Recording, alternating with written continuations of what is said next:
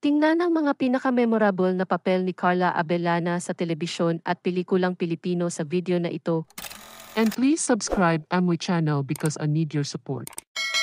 Thank you, Philippines. Rosalinda. Unang hinangaan si Carla sa telebisyon bilang pangunahing bida sa Rosalinda, ang 2000 Philippine remake ng sikat na Mexican telenovela. Para sa kanyang papel bilang Rosalinda, nanalo siya ng parangal na Best Female New Teen Personality sa 2010 PME Star Awards for Television. Lali. Sino ang makakalimot sa kanyang pagganap bilang Lali, isang babaeng kasal sa isang closeted gay man sa Amwa Husband's Lover? Ang papel na ito ang nagbigay sa kanya ng parangal na Outstanding Performance Iwa, an actress in a drama series sa 2014 na Golden Screen Awards for Television. Majay, ipinamalas ni Carla ang kanyang galing sa komedya sa family-oriented sitcom na Small Family. Ginampanan niya ang papel ni Mahay, ang ilaw ng tahanan ng nasabing pamilya. Andrea, gumanap siya bilang Andrea sa hit primetime romantic comedy series na Because of You.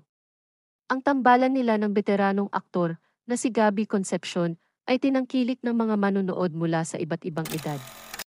Fidela, nominado siya bilang Best Actress sa 60 FAMAS Awards para sa kanyang pagganap bilang Fidela sa 2011 Metro Manila Film Festival entry na Manila Kingpin, The Esyong Salonga Story. Dayan, ang kauna-unahang horror movie ni Carla ay Shake, Rattle Roll Lassie, kung saan ginampanan niya ang papel ni Diane, isang tutor para sa pamilyang may-ari ng isang misteryosong funeral parlor. Nanalo siya bilang Best New Movie Actress sa 2010 Star Awards for Movies at tumanggap din ng parangal na Best Performance mula sa Young Critics Circle sa parehong taon. Amy, muling nakipagtambalan si Carla kay Director Gerald Tarog para sa Shake, Rattle Roll Lassie. Sa segment na tumanggap ng maraming positibong review, ginampanan niya ang papel ni Amy, isang babae na ang problema sa asawa ay nauwi sa isang mapanganib na anyo. Para sa papel na ito, nominadong Best Actress si Carla sa 2014 na Metro Manila Film Festival.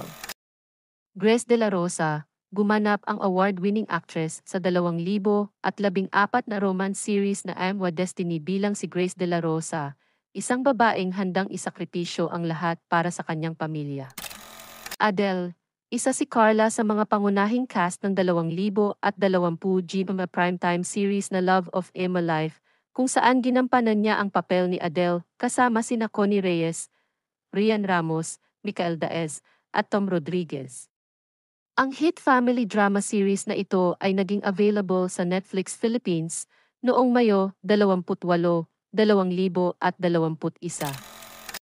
Erica Gatchalian, noong 2021, ginampanan ni Carla ang papel ni Erica Gatchalian, ang asawang nasaktan, ngunit nabigyan ng pangalawang pagkakataon sa pag-ibig, sa mataas ang rating na gym telebabad series na To Have and to Hold, Mary Ann Armstrong.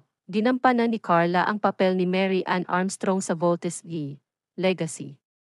Siya ang ina ni Steve, Big Bird, at Little John sa live-action adaptation ng GMA Network sa sikat na Japanese anime noong dekada 70. Lucy Rigor at Farah Rigor, isang bida-kontrabida role ang ginampanan ni Carla sa afternoon prime show ng GMA na Stolen Life, kung saan gumanap siya bilang Lucy at Farah na nagkapalit ng kaluluwa dahil sa astral projection.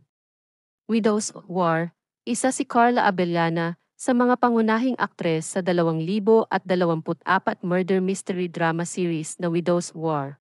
George Balay Palacios, ginampanan ni Carla ang karakter ni George Balay Palacios sa Widow's War.